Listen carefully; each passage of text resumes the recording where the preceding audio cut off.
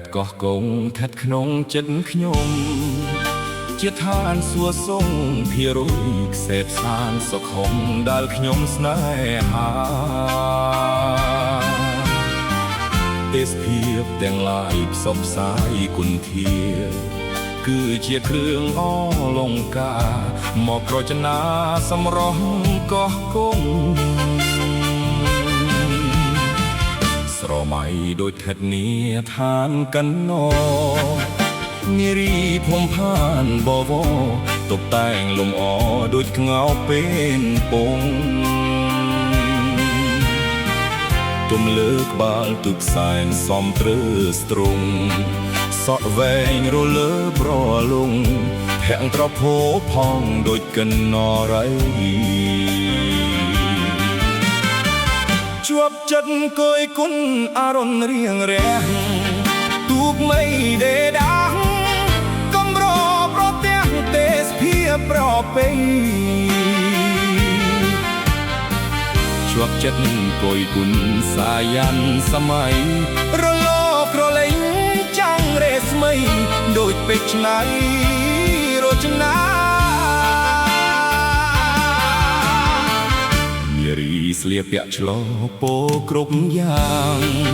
អង្គុយក្រោមដើមកោងកាងសំអិតសំអាងងូតទឹកដ៏ថ្លា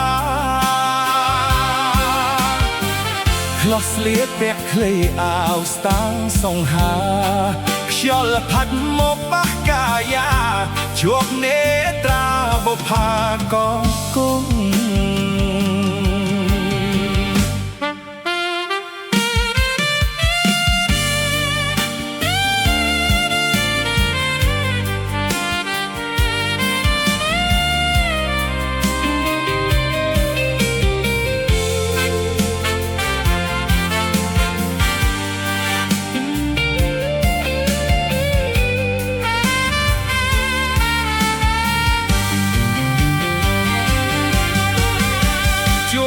ចិត្តកយគុណ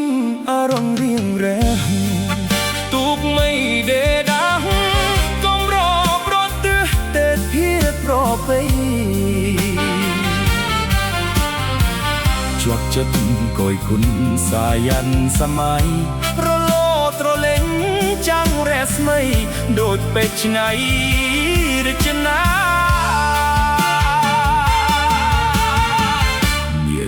ស្លៀកពាក់ឆ្លោពោគ្រប់យ៉ាងអង្គុយក្រោមដើមកោកាងសមិទ្ធសំអ